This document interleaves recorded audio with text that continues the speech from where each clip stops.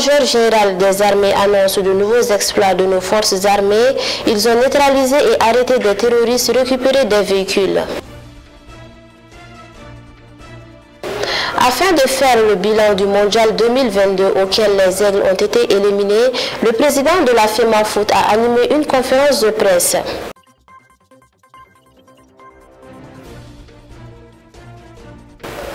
L'Espagne et le Maroc se sont engagés à ouvrir une nouvelle étape dans leurs relations.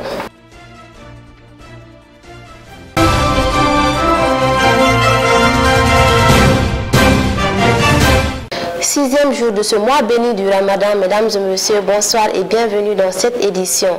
Comme je vous en parlais dans les titres, les forces armées maliennes continuent leurs offensives contre les groupes armés terroristes de plus en plus fébriles qui ont adopté l'évitement. Ces terroristes se confondent désormais à la population. Dans le cadre de l'opération Maliko, des terroristes ont été neutralisés, d'autres arrêtés, des armes et véhicules récupérés et des engins explosifs improvisés détruits par nos soldats. Ali Koulibaly nous fait le point du communiqué de l'état-major général des armées.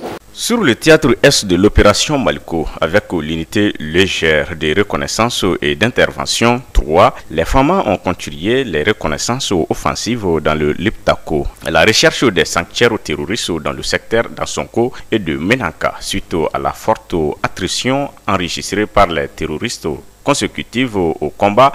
Les unités FAMA continuent les reconnaissances et les patrouilles principalement orientées vers la sécurisation et la protection des populations civiles dans les secteurs de Tessito, Ansonko et Labezanga face à un ennemi adoptant désormais l'évitement. Sur le théâtre central de l'opération Maliko, dans la région de Tombouctou, les efforts ont porté sur la précision du renseignement, surtout après l'arrivée des soldats de contingent du recrutement spécial dans cette localité.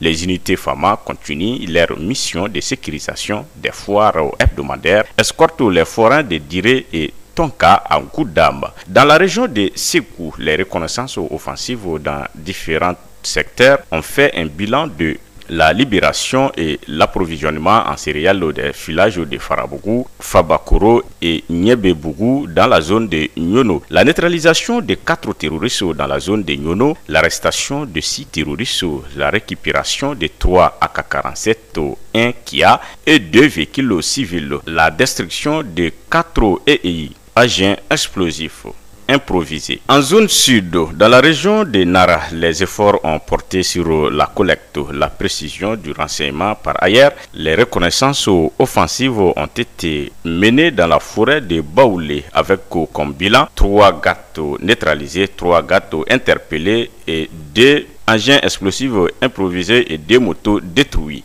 2 fusils, 2 motos, 6 téléphones et du matériau de fabrication des engins explosifs improvisés récupérés. Dans la région de Boukouni, Kouchala, Sikasso, la zone de défense au numéro 8 a mené des patrouilles de réassurance de la population dans le secteur de Tandjo, Dandiresso et Zegwa. Les patrouilles offensives des FAMA dans le secteur de Manfouné, Vénécué, Mandjakoué ont permis d'enregistrer le bilan ci-après. 15 terroristes neutralisés, 8 armes récupérées dont un fusil mitrailleur, 1 AK-47, 4 carabines, 3 talki, 14 téléphones portables, 1 ordinateur portable récupéré, 12 motos brûlées. L'état-major général des armées rassure que les actions de recherche des renseignements, de surveillance, de poursuite et de neutralisation des terroristes dans leurs sanctuaires se poursuivent et leurs interpellations dans les zones urbaines continueront. L'état-major général des armées invite les populations à se démarquer des terroristes pour minimiser les risques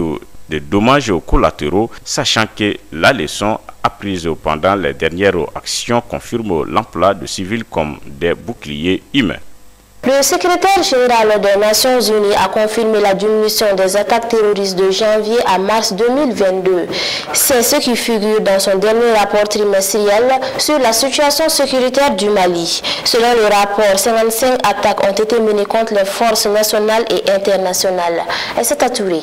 Ces chiffres ont été relevés par le secrétaire général des Nations Unies dans son rapport trimestriel publié il y a une semaine. Antonio Guterres constate une diminution des attaques par rapport à la période précédente. L'attaque la plus meurtrière s'est produite le 4 mars lorsque des éléments armés présumés radicaux ont attaqué le camp des forces armées maliennes à Mondoro, faisant 27 morts, 33 blessés et 7 disparus parmi nos militaires, ainsi que 47 morts du côté des assaillants. Pendant la période de l'examen, les violences attribuées au groupe extrémiste se sont poursuivies. 103 incidents de sécurité enregistrés au cours des 3 premiers mois de 2022.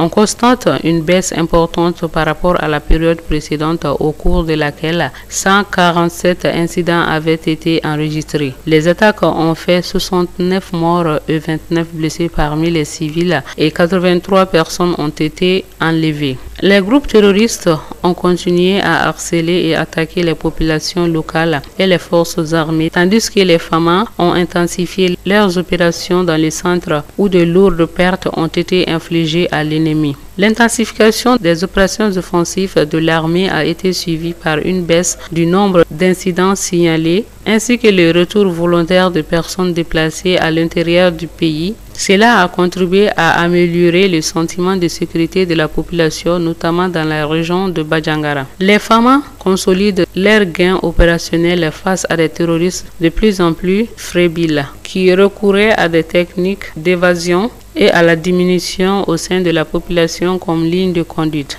Dans le cercle de Nyono, région de Ségou, un convoi de FAMA est parvenu au village de Farabougou le 6 février, apportant des vivres à la population. C'était la première fois que le village était atteint par voie terrestre depuis le début du blocus imposé au village par des combattants armés radicaux en octobre 2020. Le secrétaire général déplore le fait dans le nord du Mali. Les groupes terroristes semblent avoir affirmé leur présence, entraînant parfois des déplacements massifs de population. Dans la commune de Intilit, région de Gao, des combattants de Jamaat Nosra el-Islam Wal Muslimin auraient exécuté 2 voleurs présumés le 30 janvier. Entre le 5 et 6 février, des individus armés extrémistes ont pris d'assaut Dajalat et Tinagagi, commune de Tessit, et auraient torturé 14 personnes, détruit les infrastructures sanitaires et le château d'eau, incendié une ambulance et emporté d'importants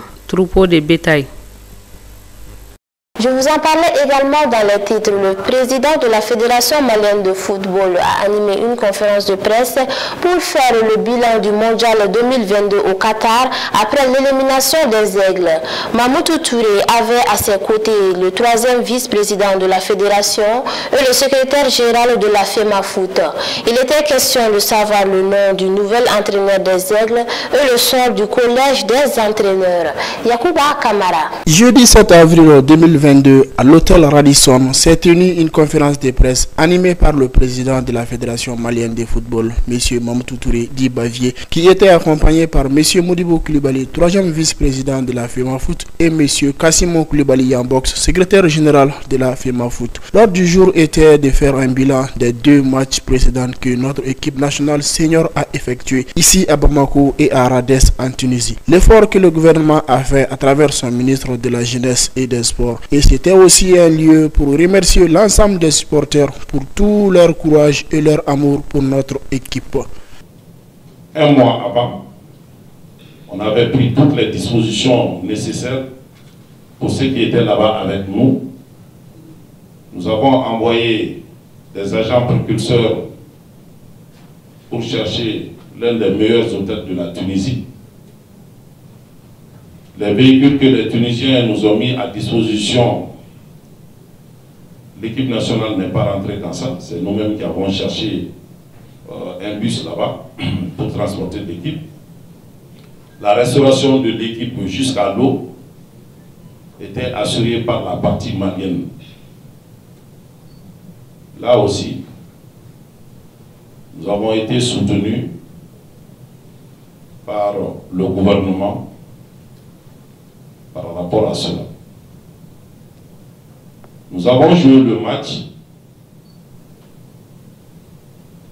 et À la 5e minute, nous avons marqué un but qui a été refusé.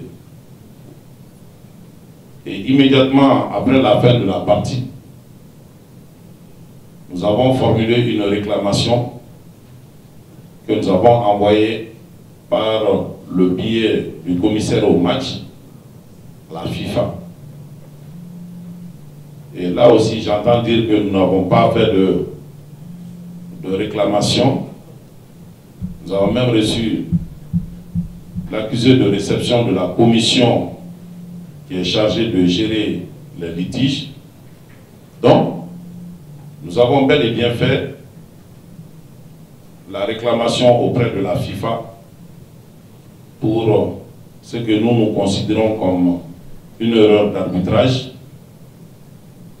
pour cela. Aujourd'hui, on avait beaucoup misé sur notre qualification à la Coupe du Monde. Certes, nous n'avons pas pu nous qualifier et pour autant, c'est une grosse déception pour nous-mêmes et pour tout le pays. Nous le reconnaissons. Quand tu vois ce que ces jeunes ont prouvé en un an, et voir qu'aujourd'hui nous ne sommes pas à la Coupe du Monde, ça c'est avec beaucoup de peine que nous nous mettons devant vous pour dire que nous en souffrons autant que vous-même. Mais ce qui est important, à mon humble avis, je l'ai dit, je ne cesserai de le dire, il faut qu'on se mette ensemble. Après l'ordre du jour, c'était au tour des questions posées par de nombreux journalistes sportifs présents, notamment à savoir le nom du nouvel sélectionneur ou le prime des joueurs payés ou impayés, comme le recours fait à la FIFA concernant l'annulation de notre but en match retour en Tunisie. Ou encore, on avait entendu qu'il n'y avait pas de VAR lors du match retour. On va lancer l'appel à candidature. Donc pour revenir concrètement à la question de Chaka, cette fois-ci, c'est tous ceux qui sont intéressés par le Mali qui peuvent venir nous aider, que ce soit des entraîneurs locaux ou que ce soit des entraîneurs expatriés, mais il y aura une fiche technique qui va déterminer le profil de cet entraîneur et ça va nous permettre, avec vous-même, de comprendre quel genre de dossier nous avons reçu. Parmi ces dossiers, on va sortir quelques éléments là-dedans en essayant de faire une classification. Et tout ça va se faire de façon transparente pour qu'ensemble, on puisse convenir d'un entraîneur qui aura un très bon niveau pour encadrer l'équipe nationale du Mali. Aujourd'hui, il reste la prime des 8e de finale de la Coupe d'Afrique qui n'a pas été payée. La raison, il y a un pays qui a demandé à ce qu'on change son arbitre, la FIFA a refusé. C'est-à-dire, pour récuser un arbitre, il faut des motifs réels sur lesquels vous avez été victime. Et l'arbitre sénégalais, c'est vrai, il a eu des démêlés par le passé, mais dès lors que la FIFA le réhabilite, nous n'avons aucun pouvoir pour dire à la FIFA de le sortir parce qu'il a officié un match de Maroc contre la Gambie. Mais il faut que le Mali soit victime des erreurs d'arbitrage que nous avons constatées par ce monsieur, même si c'est au niveau de nos clubs. En ce moment, on peut, si on a la preuve de ces allégations, de saisir la FIFA pour pouvoir les recuser. Mais pour revenir au problème, je pense que nous n'avons pas demandé à recuser l'arbitre. Nous nous avions peut-être même pensé que l'arbitre allait siffler de façon impartiale pour que vraiment le meilleur puisse gagner. Donc, je vais demander au vice-président s'il veut leur ajouter quelque chose avant qu'on aille à la deuxième liste, monsieur le modérateur, et ensuite Modibo. Des dizaines de milliards de francs CFA, c'est la gigantesque somme que l'État a pu recouvrir suite à l'audit de la loi d'orientation et de programmation militaire LOPMI. Le contrôle a été lancé par le président Assimi Goïta en septembre 2021. Le président de la transition, le colonel Assimi Goïta, dans le cadre de la lutte contre la corruption, a mis en place une commission d'audit au mois de septembre 2021 pour la traçabilité de la loi d'orientation et de programmation militaire. Une commission pilotée par un expert comptable chevronné. Dans la foulée, en octobre, une liste de plus de 100 opérateurs économiques a été remise au procureur de la République près le tribunal de la commune 3 en charge du pôle économique et financier de Bamako. Cette liste ne concernait pas que les fournisseurs d'équipements militaires. Il y avait les noms des sociétés de prestation de services, de vente de produits alimentaires, d'hydrocarbures, entre autres. Celles d'entre celles-ci qui ont été épinglées par le procureur anticorruption Ousmane Fati avaient été sommés de présenter certaines pièces dont la copie de leur contrat, des quitus fiscaux, etc. Certaines d'entre elles ont été contraintes de rembourser le prix de leur forfaiture. Cette pédagogie, qui vise à payer l'argent plutôt que de se soumettre à une procédure judiciaire, a été conseillée par le comité d'audit. La stratégie s'est avérée payante à ce jour. Ce sont des dizaines de milliards de francs CFA qui sont allés dans les caisses de l'État. Pour rappel, la loi d'orientation et de programmation militaire a été initiée en 2015 par le feu président Ibrahim Boubacar Keïta pour un budget de 1230 milliards de francs CFA sur 5 ans. La LOPMI a pour objectif essentiel l'équipement, le recrutement, la formation, entre autres, dans l'armée malienne pour la mettre à hauteur de mission. Mais les budgets dégagés pour la première et deuxième année n'ont pas été judicieusement dépensés. Surtout au niveau des équipements militaires, il y a eu de surfacturation, des marchés attribués, payés et non livrés, des indélicatesses avec le fisc, entre autres. De tout un autre plan, le Royaume d'Espagne vient au secours des déplacés internes en leur fournissant une assistance alimentaire à plus de 10 180 personnes. Près de 328 millions de francs CFA a été remis au ministère commissaire à la sécurité alimentaire Redouane Ag Mohamed. La donation s'inscrit dans le cadre du plan national de réponse alimentaire et nutritionnelle 2022. Ali Koulibaly.